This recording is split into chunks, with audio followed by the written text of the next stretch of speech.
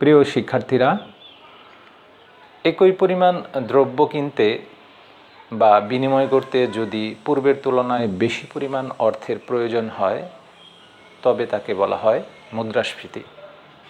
এই মুদ্রাস্ফীতি কী, মুদ্রাস্ফীতি নির্ণয় কিভাবে করা যায়, মুদ্রাস্ফীতির কারণই বা কী কী থাকতে পারে এবং ফলাফলই বা কী ঘটতে পারে, এই নিয়েই আজকের এই 13তম বক্তৃতা, ক্লাস 13।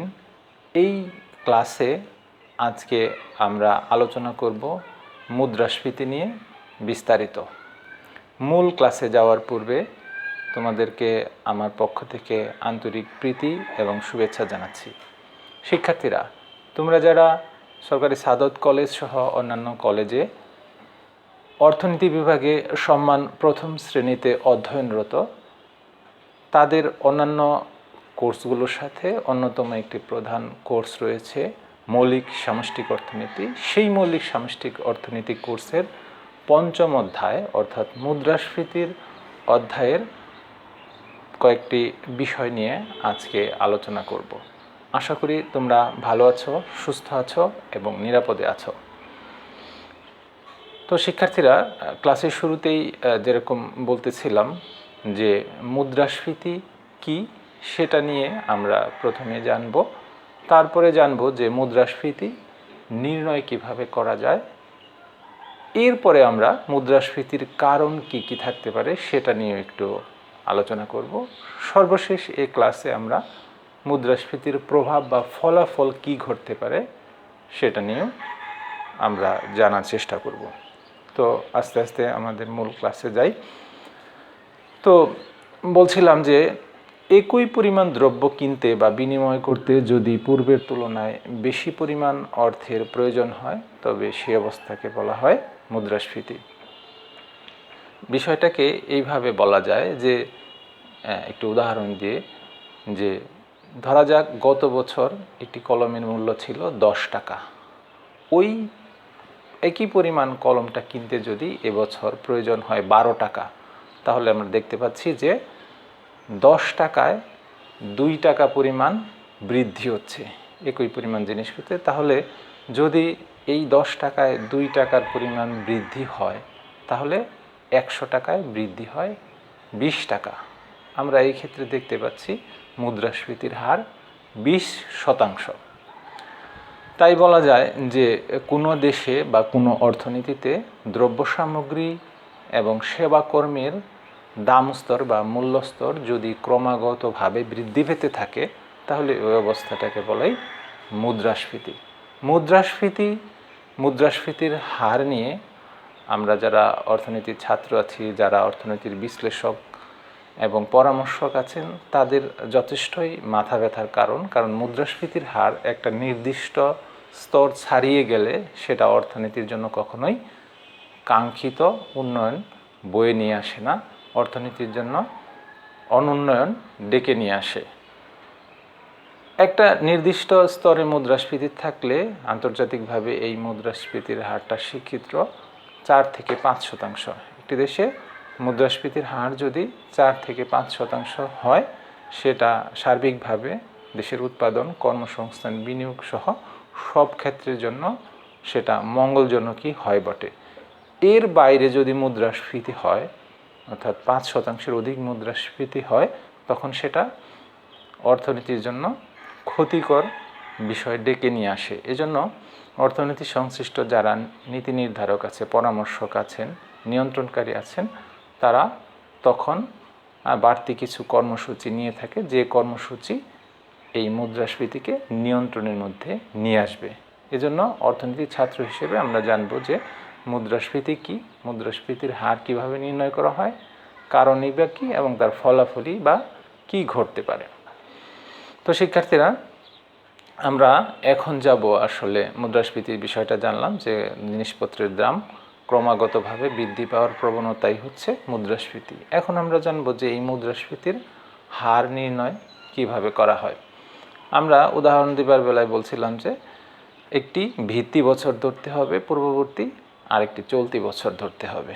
চলতি বছরের আমরা যদি মুদ্রাস্ফীতির হার নির্ণয় করতে যাই তাহলে ওই বছরের মূল্য সূচক বা দাম স্তর ধরতে হবে, সেটার থেকে পূর্ববর্তী বছরের মূল্য সূচক বা দাম স্তর বিয়োগ করতে হবে। এই বিয়োগ ফলকে ভিত্তি বছরের দাম স্তর দিয়ে ভাগ করে তাকে শতকরায় প্রকাশ করলেই আমরা পেয়ে যাব মুদ্রাস্ফীতির হার। ঠিক আছে, আমরা বোর্ডে একটু পরে দেখব। আমরা যদি এইভাবে জিনিসটি ব্যাখ্যা করি যে চলতি বছরের মূল্যস্তর বা দাম স্তর বা মূল্য সূচক যদি হয় 115 টাকা, 115 টাকা, আমরা যদি একটু বোর্ডে খেয়াল করি তাহলে দেখব যে মুদ্রাস্ফীতির হার নির্ণয়ের সূত্রটি হচ্ছে বর্তমান বছরের দাম স্তর বিয়োগ ভিত্তি বছরের দাম স্তর। এই বিয়োগ ফলটাকে ভাগ দিতে হবে ভিত্তি বছরের দাম স্তর দিয়ে, তাকে 100 দিয়ে গুণ করতে হবে হার নির্ণয় করার জন্য।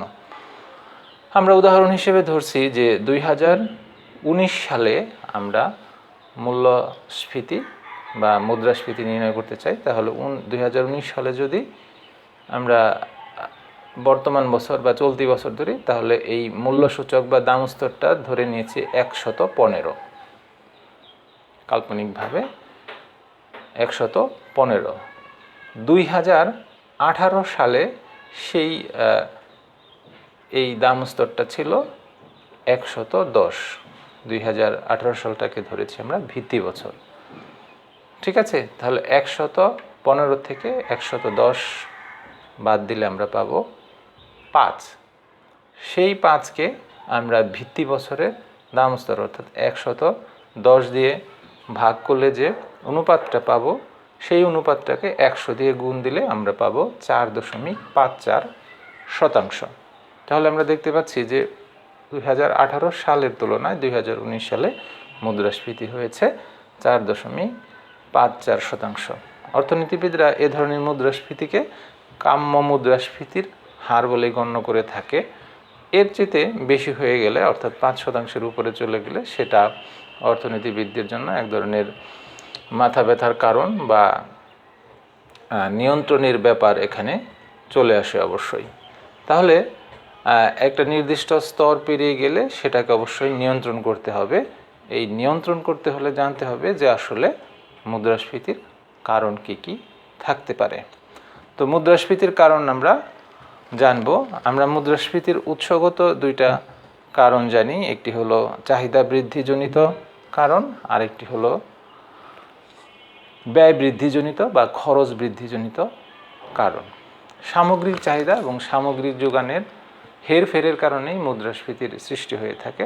কখনো সামগ্রিক যোগান স্থির থেকে যদি সামগ্রিক চাহিদা বাড়ে তাহলে যেমন চাহিদা বৃদ্ধিজনিত মুদ্রাস্ফীতি হয়, আবার সামগ্রিক চাহিদা স্থির থেকে যদি খরচ বৃদ্ধি পায় তাহলে আমরা দেখতে পাই যে সামগ্রিক যোগান কমে যায়। সামগ্রিক যোগান কমে গেলেও মুদ্রাস্ফীতির সৃষ্টি হয়। এরূপ মুদ্রাস্ফীতিকে বলা হয় ব্যয় বৃদ্ধিজনিত মুদ্রাস্ফীতি। তাহলে আমরা শিক্ষার্থীরা প্রথমেই আমরা দেখার চেষ্টা করব যে সামগ্রিক চাহিদা কি কারণে বেড়ে মুদ্রাস্ফীতির সৃষ্টি হয়। প্রথম কারণ আমরা বোর্ডে যাই, দেখব যে অর্থের যোগান বৃদ্ধি। একটি দেশে অর্থের যোগান বৃদ্ধি করে সরকার তথা কেন্দ্রীয় ব্যাংক, এই দুটি প্রতিষ্ঠানই করে থাকে। অর্থের যোগান যখন সরকার বাড়ায় তখন তাদের প্রধান বিবেচনা বোধ থাকে যে যতটুকু অর্থের যোগান বাড়াবে তার সমপরিমাণ বৈদেশিক মুদ্রা বা স্বর্ণ মুদ্রা কেন্দ্রীয় ব্যাংকে সংরক্ষিত করে রাখতে হয়। কোনো বিশেষ পরিস্থিতির কারণে যদি যুদ্ধ বিগ্রহ হয় অথবা দেশে প্রাকৃতিক দুর্যোগ হয় অথবা অন্য কোনো ক্রাইসিসের কারণে যদি সরকার বাড়তি অর্থের যোগান বৃদ্ধি করে কোনোরূপ বৈদেশিক মুদ্রা বা স্বর্ণ মুদ্রা সংরক্ষণ না করেই, তাহলে দেখা যায় যে এই ধরনের অর্থের যোগান সমাজে চলে আসে মানুষের কাছে। মানুষের আয় বাড়ে, আয় বাড়লে তার মধ্যে চাহিদা বাড়ে, সামগ্রিক চাহিদা বেড়ে মূল্যস্ফীতি ঘটিয়ে থাকে। তাহলে আমরা দেখতে পাচ্ছি যে কোনো রকম সামগ্রিক যোগান না বেড়ে যদি অর্থের যোগান বাড়ে তাহলে সামগ্রিক চাহিদা বেড়ে মুদ্রাস্ফীতির সৃষ্টি করে। 2 নম্বর কারণ হচ্ছে সরকারি ব্যয় বৃদ্ধি। সরকারি ব্যয় বাড়ানো অনুন্নত বা উন্নয়নশীল দেশগুলোর অন্যতম প্রধান লক্ষ্য থাকে। সেই লক্ষ্যটা কী জন্য থাকে? কারণ উন্নয়নের স্বার্থেই সরকার তার নিজস্ব উদ্যোগে সমাজে ব্যয় করে থাকে, বিভিন্ন ধরনের ব্যয় করে থাকে। এ ধরনের ব্যয় যখন সরকার সমাজে করে থাকে, সমাজের মধ্যে সরকারের ব্যয়ের টাকাটা আসে মানুষজনের আয়ে পরিণত হয়। মানুষজনের আয়ে যখন পরিণত হয় তখন সেটা তাদের মধ্যে ভোগের চাহিদা, বিনিয়োগের চাহিদা এবং অন্যান্য চাহিদা বাড়ে। এরূপ চাহিদা বাড়লে সামগ্রিক চাহিদা বাড়ার কারণে মুদ্রাস্ফীতির সৃষ্টি হয়ে থাকে। এটা গেল 2 নম্বর কারণ। 3 নম্বর কারণ আমরা বলতে পারি কর হার হ্রাস। সরকার রাজনৈতিক কারণে বা দেশের জনগণের কল্যাণের স্বার্থ বিবেচনা করেই কর হ্রাস করে থাকে, করের হার হ্রাস করে থাকে। এই করের হার যখন হ্রাস করে বা করের পরিমাণ সরকার হ্রাস করে তখন মানুষজনের ব্যয়যোগ্য আয় বেড়ে যায়। আমরা জানি এটা, যে কর যখন সরকার কমিয়ে দেয় তখন তার ব্যয়যোগ্য আয় বেড়ে যায়। ব্যয়যোগ্য আয় বাড়া হচ্ছে তার ভোগের চাহিদা বাড়া, বিনিয়োগের চাহিদা বাড়া, সঞ্চয়ের চাহিদা, বিভিন্ন ধরনের চাহিদা বাড়া। এরূপ চাহিদা বাড়লে যদি সামগ্রী যোগান না বাড়ে তাহলে মুদ্রাস্ফীতির সৃষ্টি হয়ে থাকে। তাহলে শিক্ষার্থীরা আমরা দেখলাম যে কর হার যখন হ্রাস করে তখনও কিন্তু মুদ্রাস্ফীতির সৃষ্টি হয়ে থাকে।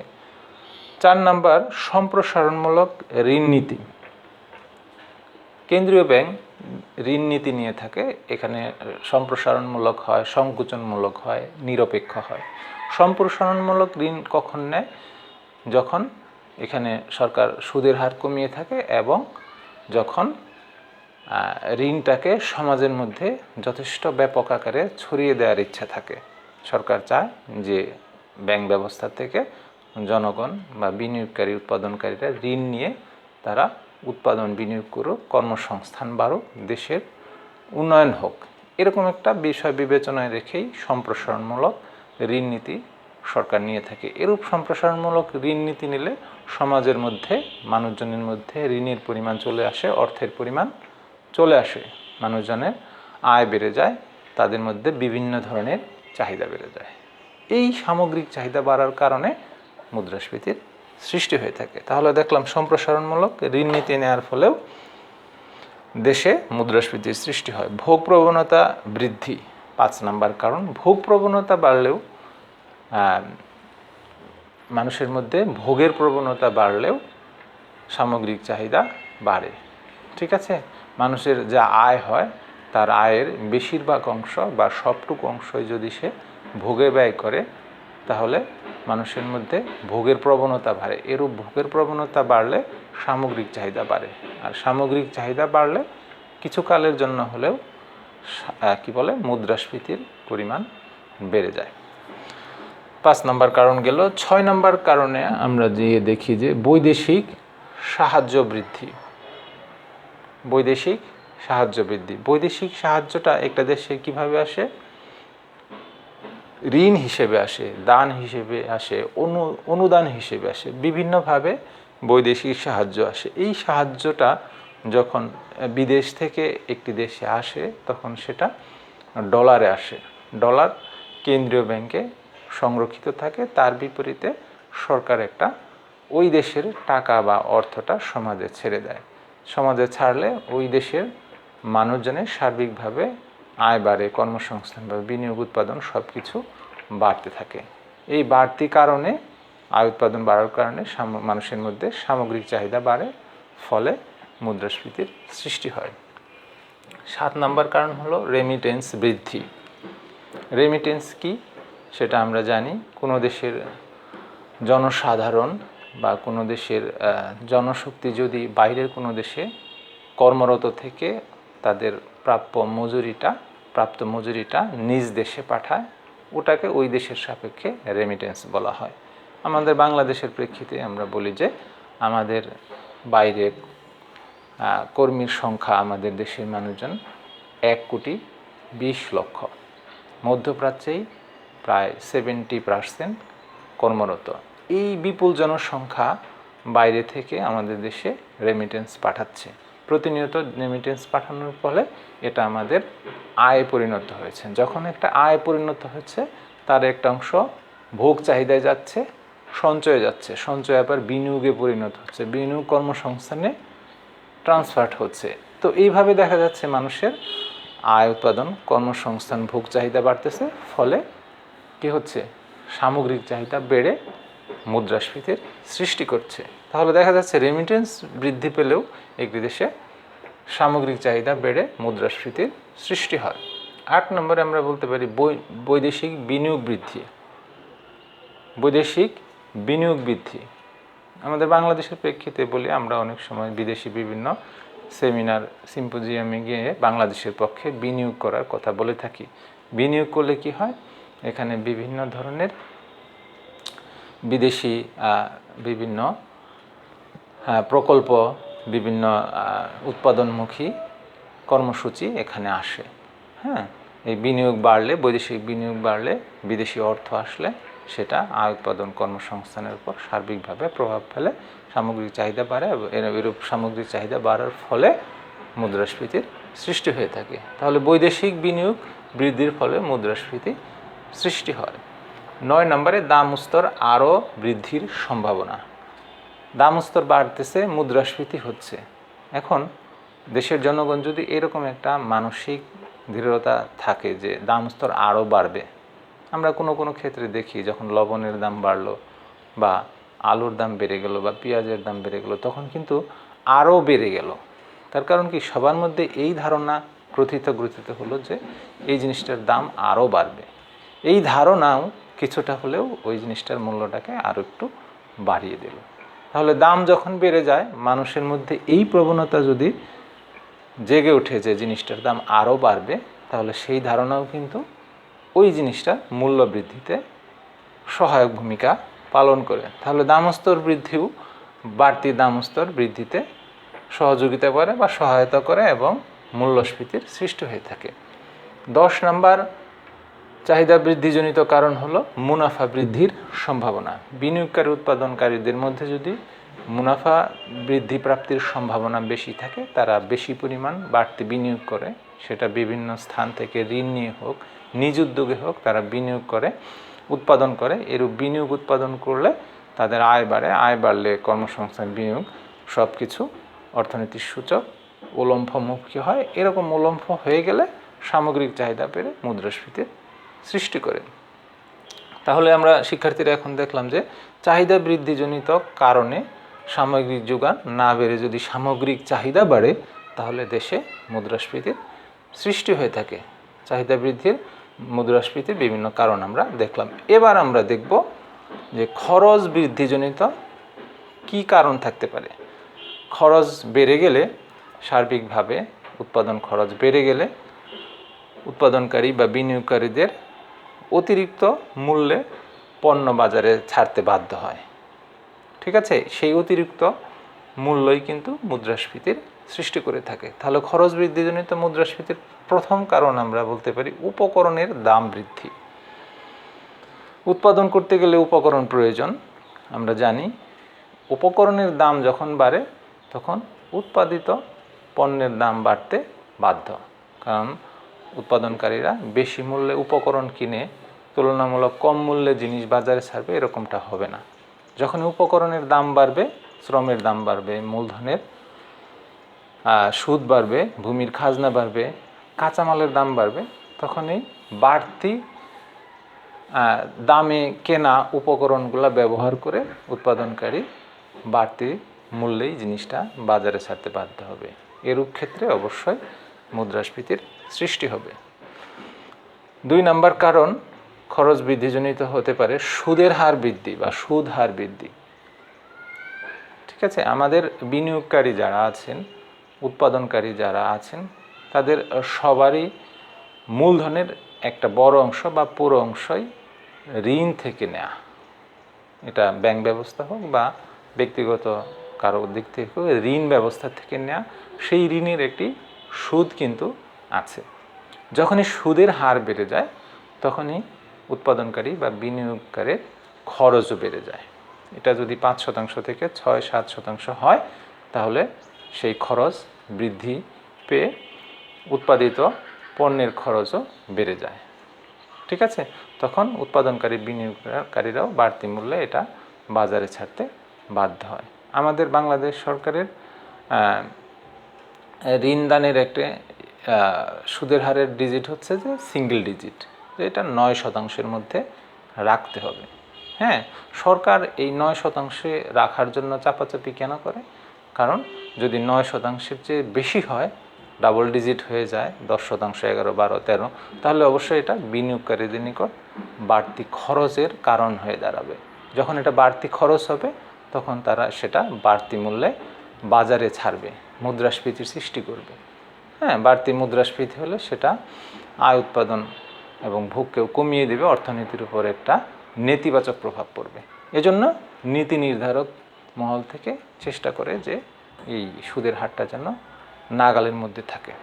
ঠিক আছে, আমাদের দেশের ক্ষেত্রে সেটা 9%-এর ভিতরে রাখার এক ধরনের চাপ রয়েছে।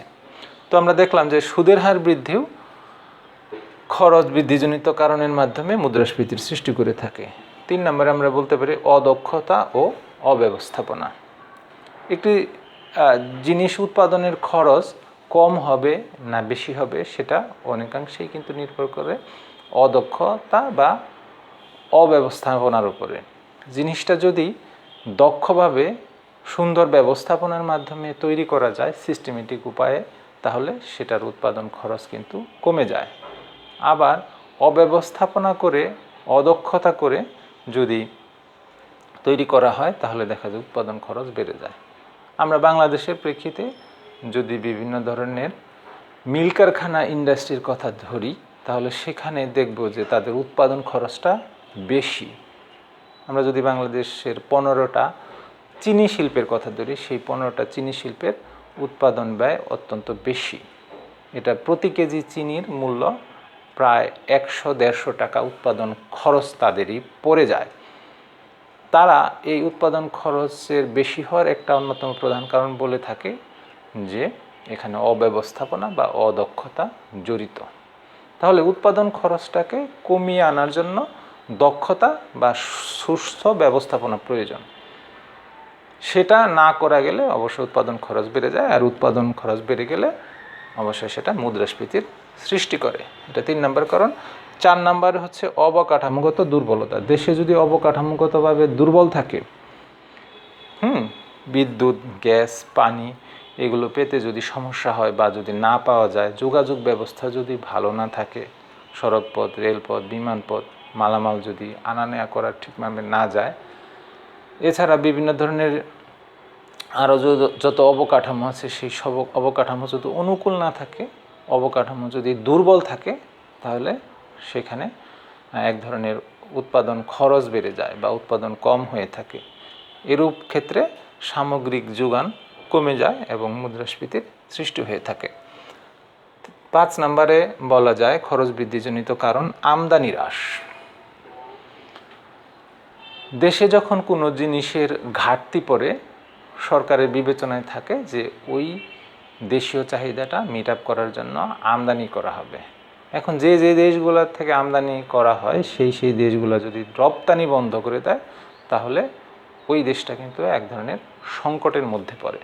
আমরা প্রায়শই দেখি যে পেঁয়াজের বাজার মূল্যের উপরে একটা নেতিবাচক প্রভাব পড়ে থাকে। কারণ আমরা যে সমস্ত দেশ থেকে পেঁয়াজ আমদানি করি তারা অনেক সময়, যেমন ভারতের কথা যদি ধরি, তারা পেঁয়াজ রপ্তানি অনেক সময় বন্ধ করে দেয়। আর পেঁয়াজ রপ্তানি বন্ধ করে দিলে আমাদের এখানে আমদানি হ্রাস পেয়ে যায়। আমদানি হ্রাস পেয়ে গেলে আমাদের যে পেঁয়াজের ঘাটতি থাকে, সেই ঘাটতিটা আমরা অভ্যন্তরীণভাবে পূরণ করতে পারি না। পূরণ করতে না পারলেই পেঁয়াজের দাম বেড়ে যায়। অর্থাৎ কোনো দেশ যদি আমদানির উপর নির্ভরশীল হয়, যে দেশ থেকে আমদানি করা হয় সেই দেশ যদি রপ্তানি বন্ধ করে দেয়, তাহলে ওই দেশে সামগ্রিক যোগান কমে যায়, পণ্য সামগ্রিক যোগান কমে গিয়ে মুদ্রাস্ফীতির সৃষ্টি করে থাকে। 6 নম্বর কৃত্রিম সংকট। আমাদের মতো অনুন্নত বা উন্নয়নশীল বা নিম্ন আয়ের দেশের ক্ষেত্রে আমরা দেখি যে বাজার ব্যবস্থা যথেষ্ট দুর্বল। এখানে পূর্ণ প্রতিযোগিতার তুলনায় অপূর্ণ প্রতিযোগিতার বাজারের বৈশিষ্ট্যই বেশি দেখা যায়। এখানে আমরা খেয়াল করি বিভিন্ন ধরনের সিন্ডিকেট বা যোগ সাজস কাজ করে। সরকারের বিভিন্ন সুবিধা নিয়ে এখানে বিভিন্ন ধরনের সিন্ডিকেট, যোগসাজশ, দালাল, আমলা, ফরিয়া কাজ করে। তারা একটা কৃত্রিম সংকট সৃষ্টি করে বাজারে, বিভিন্ন সময় আমরা সেটা খেয়াল করি। সেই কৃত্রিম সংকট সৃষ্টি করে সামগ্রিক যোগান কমিয়ে দাম স্তরটাকে বাড়িয়ে দেয়। আমরা পেঁয়াজের ক্ষেত্রে দেখি, আলুর ক্ষেত্রে দেখি, অন্যান্য নিত্য প্রয়োজনীয় দ্রব্যের ক্ষেত্রে আমরা এটা বেশি খেয়াল করে দেখি যে এক ধরনের কৃত্রিম সংকট সৃষ্টি করে সামগ্রিক যোগান কমিয়ে দাম স্তরটাকে বাড়িয়ে দেওয়া হয়। 7 নম্বরে হচ্ছে প্রাকৃতিক দুর্যোগ। প্রাকৃতিক দুর্যোগ হলে দেশে বন্যা, খরা, ঘূর্ণিঝড় এরকম অবস্থার প্রেক্ষিতে সামগ্রিক যোগান কমে যায়। সামগ্রিক যোগান কমে গেলে আমরা জানি যে জিনিসপত্রের দাম বেড়ে যায়, মুদ্রাস্ফীতির সৃষ্টি হয়। 8 নম্বরে চোরাচালান। চোরাচালান কি? অবৈধ পথে এক দেশ থেকে আরেক দেশে মালামাল আনা নেয়া করা বা কেনা বেচা করা অবৈধ পথে। ঠিক আছে, আমাদের এখান থেকে কিছু মাল ইন্ডিয়া যাচ্ছে, ভারতে যাচ্ছে, আবার ভারত থেকে দেখা যাচ্ছে গরু বা অন্যান্য অল্প মূল্যের জিনিস বাংলাদেশে চোরাই পথে আসতেছে। এই চোরাই পথে আসার কারণে মুদ্রাস্ফীতির সৃষ্টি হয়ে থাকে। ঠিক আছে, আমাদের এখানে যে তেল আছে, হ্যাঁ, কেরোসিন, ডিজেল, পেট্রোল, এই তেলগুলো বাড়তি রাখার অন্যতম একটা কারণ হলো যে এটার মূল্যটা কম রাখলে এটা ইন্ডিয়াতে বা ভারতে পাচার হয়ে যাবে। সরকার এরকম একটা যুক্তি দেখে, যুক্তির যথেষ্ট কারণ আছে। কারণ কোনো দেশে, সীমান্তবর্তী দুটি দেশের মধ্যে কোনো দেশে যখন কোনো পণ্যের মূল্য কম থাকে তখন ওটা সীমান্ত দিয়ে পাচার হয়ে অন্য দেশে চলে যায়। বাংলাদেশ থেকে তেল যেতে পারে, আবার ভারতে গরুর মূল্য কম থাকার কারণে গরু বিভিন্ন পথে, চোরাই পথে কিন্তু দেশে আসতেছে। তো দেখা যাচ্ছে যে সরকারের তরফ থেকে এরকম একটা বাড়তি যুক্তি থাকে যে তাহলে তেলের দামটা একটু বৃদ্ধি রাখা প্রয়োজন, যাতে এটা চোরাই পথে চলে না যায়। তাহলে দেখা যাচ্ছে তেলের মূল্য বাড়িয়ে দেওয়া হলো। তার কারণ কি? কারণ এটা যদি চোরাই পথে যাতে পাচার হয়ে না যায়। তাহলে মূল্যস্ফীতির সৃষ্টি হলো কি জন্য? কারণ চোরাই পথে মালামালের ঠেকানোর জন্য। তো শিক্ষার্থীরা আমরা জানলাম যে আসলে চোরা কারবারি বা চোরাচালান হয়ে থাকলে মূল্যস্ফীতির সৃষ্টি হয়ে থাকে। 9 নম্বরে হচ্ছে রাজনৈতিক অস্থিতিশীলতা। দেশে রাজনৈতিকভাবে অস্থিতিশীল থাকলে, হরতাল, অবরোধ, বিভিন্ন ধরনের কর্মসূচি থাকলে সেটা উৎপাদনের উপর নেতিবাচক প্রভাব পড়ে, বিনিয়োগ এবং সার্বিকভাবে অর্থনীতির উপর নেতিবাচক প্রভাব সৃষ্টি হয় এবং উৎপাদন কমে যায়। উৎপাদন কমে গিয়ে সামগ্রিক যোগান কমে মুদ্রাস্ফীতির সৃষ্টি হয়ে থাকে। 10 নম্বরে হচ্ছে দুর্বল অর্থবাজার। ঠিক আছে শিক্ষার্থীরা, আমরা জানি যে দুর্বল অর্থবাজার থেকে কোনো অর্থনীতির ক্ষেত্রে বিনিয়োগকারী বা উৎপাদনকারীরা অর্থ নিয়ে, ঋণ নিয়ে নিজেদেরকে উৎপাদনমুখী, কর্মমুখী করতে পারে না। ফলে সামগ্রিক যোগান কমে গিয়ে বাড়তি মুদ্রাস্ফীতির সৃষ্টি করে। তো শিক্ষার্থীরা ধীরে ধীরে আমরা আস্তে আস্তে জানলাম যে কি কি কারণে একটি দেশে মুদ্রাস্ফীতির সৃষ্টি হয়ে থাকে। অন্যতম একটি প্রধান কারণ যে চাহিদা বৃদ্ধি পেয়ে মুদ্রাস্ফীতির সৃষ্টি হয়, আর একটা হলো ব্যয় বৃদ্ধি পেয়ে মুদ্রাস্ফীতির সৃষ্টি হয়। এই চাহিদা বৃদ্ধি এবং ব্যয় বৃদ্ধির ভিতরের যে কারণগুলো সেগুলো আমরা ভালোভাবে জানলাম। এবার আমরা জানবো এই ক্লাসের সর্বশেষ আমরা যে এই যে মুদ্রাস্ফীতির সৃষ্টি হয়, এই মুদ্রাস্ফীতির সৃষ্টি হওয়ার ফলে কি প্রভাব বা ফলাফল সমাজের মধ্যে, দেশের মধ্যে হতে পারে তার একটি বিশ্লেষণ বা তুলনামূলক চিত্র আমরা দেখব। মুদ্রাস্ফীতির ফলাফল বা প্রভাবের মধ্যে প্রথমে আমরা বলতে পারব ক্রেতা বা ভোক্তার পক্ষ থেকে কি প্রভাব সৃষ্টি হতে পারে। ক্রেতা বা ভোক্তা জিনিসপত্র কিনে বা ভোগ করে। জিনিসপত্রের দাম যদি বাড়ে তাহলে তাদের একটু অসুবিধার সৃষ্টি হয়। বাড়তি দামে তাদের যদি পেতে হয়, খেতে হয়, তাহলে আমরা জানি যে ভোক্তার উদ্বৃত্ত যে সেই ভোক্তার উদ্বৃত্তের পরিমাণ কমে যায়।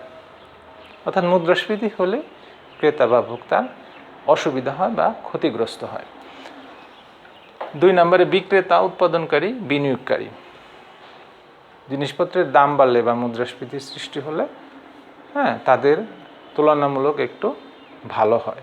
বাড়তি মূল্যে তারা জিনিস তৈরি করতে পারে, বিক্রয় করতে পারে, বিনিয়োগ করতে পারে, সেটা তাদের জন্য ভালো। তবে সেটা যদি অতিরিক্ত মুদ্রাস্ফীতি হয় সেটা তাদের জন্য কখনোই বাড়তি ভালো কিছু ডেকে নিয়ে আসে না, কারণ অতিরিক্ত মুদ্রাস্ফীতি সৃষ্টি হলে সেটা ভোগের উপর বিরাটভাবে প্রভাব ফেলে। ভোগ কমে গেলে বিনিয়োগ বা উৎপাদনের চাহিদাই তখন কমে যায়। ঠিক আছে। 3 নম্বরে আমরা বলতে পারি ঋণদাতা, ঋণ যে দেয়, মুদ্রাস্ফীতি হলে তাদের একটু ক্ষতি হয়ে থাকে, কারণ মুদ্রাস্ফীতি মানে কি, কম মূল্যের অর্থ। বছরের শুরুতে 100 টাকা সে যদি ঋণ দেয়, বছর শেষে যদি 5% হারে, সুদের হারে সে যদি ঋণটা ফেরত নেয়, তাহলে সে বছর শেষে পায় 105 টাকা। কিন্তু বাজারে যদি মুদ্রাস্ফীতির হার থাকে 7%, তাহলে আগের পরিমাণ জিনিস কিনতে কিন্তু তাকে বছর শেষে ব্যয় করতে হয় 107 টাকা। তাহলে সে দেখা যায় যে 2% ক্ষতির সম্মুখীন হয়। অর্থাৎ মুদ্রাস্ফীতি হলে সেটা ঋণদাতার বিপক্ষে যায়, ঋণদাতা ক্ষতিগ্রস্ত হয়। এবার আসি তাহলে ঋণ গ্রহীতার কী হয়? তার বিপরীতটা ঋণ গ্রহীতার ক্ষেত্রে হয়। ঋণ গ্রহীতা তুলনামূলক সুবিধা পেয়ে থাকে, সে কম মূল্যের টাকা বছর শেষে ঋণদাতাকে পরিশোধ করে থাকে, সে একটু সুবিধার মধ্যে থাকে। 5 নম্বরে আমরা বলতে পারি স্থির আয়ের বা শ্রমিক শ্রেণীর মানুষ। স্থির আয় বলতে বোঝানো হয়েছে যে মাসের পর মাস বা বছরের পর বছর আয়টা একই পরিমাণ থাকে। এরূপ ক্ষেত্রে যদি মুদ্রাস্ফীতি হয়, এই স্থির আয় বা শ্রমিক শ্রেণীর মানুষজনকে বাড়তি দামে জিনিসপত্র ক্রয় করতে হয়, ভোগ করতে হয়। তারা বাড়তি দামে যদি ক্রয় ভোগ করতে হয়, তাহলে তাদের আয়টা যদি স্থির থাকে, তাহলে আগের পরিমাণ জিনিস সে কিনতে পারে না। আগের পরিমাণ জিনিস কিনতে না পারলে সে ক্ষতিগ্রস্ত হয়। তাহলে আমরা দেখতে পাচ্ছি স্থির আয় বা শ্রমিক শ্রেণীর মানুষের ক্ষেত্রে মুদ্রাস্ফীতি খারাপ কিছু বহন করে নিয়ে আসতেছে। 6 নম্বরে নিয়োগ ও কর্মসংস্থান। মুদ্রাস্ফীতি হলে এটা যদি সহনীয় বা মৃদু মুদ্রাস্ফীতি হয়, তাহলে এটা কর্মসংস্থান এবং বিনিয়োগের উপর একটি ধনাত্মক প্রভাব ফেলে। 4-5% ভিতরে যদি মুদ্রাস্ফীতি থাকে, তাহলে সেটা বিনিয়োগকারী এবং উৎপাদনকারীদের জন্য বিনিয়োগ এবং উৎপাদনে সহযোগিতামূলক ভূমিকা পালন করে। ঠিক আছে। তবে ওই যে বাড়তি মুদ্রাস্ফীতি যদি হয় 8-10-15-20% হয়, সেটা অবশ্যই বিনিয়োগ এবং উৎপাদনের জন্য অবশ্যই ক্ষতিকর কিছু বয়ে নিয়ে আসে, দেশের জন্য ভালো কিছু হয় না। 7 নম্বরে হচ্ছে কৃষক শ্রেণী। কৃষক 2 ধরনের হয়। একটা হচ্ছে সামন্ত কৃষক বা জোত জমার অনেক মালিক কৃষক, ব্যাপক আকারে কৃষি ব্যবস্থাপনা করে থাকে। এরা মুদ্রাস্ফীতির ফলে ওরূপ ক্ষতিগ্রস্ত হয় না, বরং লাভবানই হয় অনেকটা। তাদেরকে কৃষক না বলে উৎপাদনকারী বলাই ভালো। এরূপ মুদ্রাস্ফীতি হলে তারা ক্ষতিগ্রস্ত হয় না বা সুবিধা হয়। কিন্তু প্রান্তিক শ্রেণীর কৃষক যারা, তারা মুদ্রাস্ফীতির ফলে ক্ষতিগ্রস্ত হয়ে থাকে। ঠিক আছে। যেহেতু তাদের ওরকম তাদের উৎপাদিত ফসল ঘরে রাখতে পারে না, ওঠার সাথে সাথেই এটা বিক্রি করে ঋণের দেনা পরিশোধ করতে হয়। এরূপ ক্ষেত্রে তারা কিন্তু ক্ষতিগ্রস্ত হয়ে থাকে। তাহলে দেখা যাচ্ছে যে যারা জোতদার কৃষক, জমি জমার ব্যাপক মালিক, তারা লাভবান হলেও প্রান্তিক কৃষকরা ক্ষতিগ্রস্ত হয় মুদ্রাস্ফীতির ফলে। 8 নম্বরে করদাতা। মুদ্রাস্ফীতি হলে করদাতা তুলনামূলক সুবিধা প্রাপ্ত হয়ে থাকে, কারণ করদাতাকে কম মূল্যের অর্থ সরকারকে প্রদান করতে হয়। ঠিক আছে। 9 নম্বরে রাজনৈতিক ও অর্থনৈতিক বৈষম্য। আমরা পূর্ববর্তী বিভিন্ন পয়েন্টে দেখলাম, যখনই দেশে মুদ্রাস্ফীতি হয়, তখন সেটা ধনিক শ্রেণীর উৎপাদনকারী বা ধনিক শ্রেণীর কৃষক বা যাদের আয়টা পরিবর্তন হয় বা বাড়ে, তারা মুদ্রাস্ফীতির ফলে ক্ষতিগ্রস্ত হয় না, বরং লাভবানই হয়। ক্ষতিগ্রস্ত হয় কারা? যারা দরিদ্র, অসহায়, কৃষক শ্রেণী, শ্রমজীবী, সীমিত আয়ের মানুষ, তারা ক্ষতিগ্রস্ত হয়। তাহলে দেখা যাচ্ছে যে বড় লোক শ্রেণীর বা বেশি আয় উৎপাদনকারীরা ক্ষতিগ্রস্ত হচ্ছে না, লাভবান হচ্ছে। দরিদ্র শ্রেণীর মানুষ ক্ষতিগ্রস্ত হচ্ছে। তাহলে আয় বৈষম্য বাড়তেছে। আয় বৈষম্য বাড়ার ফলে সামাজিক এক ধরনের অস্থিতিশীলতা এবং অর্থনৈতিক অস্থিতিশীলতা তৈরি হয়। ঠিক আছে। তাহলে আমরা কি দেখলাম? যে সামাজিক এবং অর্থনৈতিক অস্থিতিশীলতা বা বৈষম্য সৃষ্টি হয় মুদ্রাস্ফীতির ফলে। 10 নম্বরে হচ্ছে অর্থনৈতিক অস্থিতিশীলতা। অর্থনৈতিক অস্থিতিশীলতা কিভাবে হয়? যখন মুদ্রাস্ফীতির হার 4-5% মৃদু মুদ্রাস্ফীতি হয়, নাগালের মধ্যে থাকে, তখন সেটা স্বাভাবিকভাবে সবগুলা দেশের সবগুলা সেক্টরের মধ্যে আন্তঃসম্পর্ক নির্ণয়ের মাধ্যমে সেটা স্থিতিশীলভাবে একটা দেশের অর্থনীতি এগিয়ে যেতে থাকে। এই মুদ্রাস্ফীতির হার যখন অতিরিক্ত হয় 6, 7, 8, 10, 15, 20, এই বাড়তি মুদ্রাস্ফীতি, অতিরিক্ত মুদ্রাস্ফীতি সেটা দেশের জন্য বিনিয়োগ, উৎপাদন, কর্মসংস্থানের উপর একটা বিরূপ প্রভাব ফেলে এবং দেশে এক ধরনের মন্দাবস্থা বা স্থবিরতা ডেকে নিয়ে আসে, অস্থিতিশীলতা তৈরি করে। তাহলে দেখা যাচ্ছে যে মৃদু মুদ্রাস্ফীতি দেশের জন্য কাঙ্ক্ষিত হলে বাড়তি মুদ্রাস্ফীতি দেশের জন্য অনাকাঙ্ক্ষিতই বটে। অর্থাৎ অর্থনৈতিক অস্থিতিশীলতা ডেকে নিয়ে আসে বাড়তি মুদ্রাস্ফীতি। ঠিক আছে শিক্ষার্থীরা? তো এই বিভিন্ন ধরনের সামাজিক এবং অর্থনৈতিক প্রভাব বা ফলাফল পড়তে পারে মুদ্রাস্ফীতির ফলে। তো আমরা আজকে এই ক্লাসে আমরা জানলাম যে আসলে মুদ্রাস্ফীতি কী, মুদ্রাস্ফীতির হার নির্ণয়ের সূত্র কী, সেটা কীভাবে করা যায়, মুদ্রাস্ফীতির কারণ ও ফলাফল বেশ ভালোভাবে আমরা এই ক্লাসের মাধ্যমে জানতে পারলাম, বুঝতে পারলাম। আশা করি তোমরা ভালোভাবে মনোযোগ দিয়ে শুনে সব বুঝতে পেরেছ। তো এই ছিল আজকের এই আয়োজন। ভালো থেকো, সুস্থ থাকো, খোদা হাফেজ।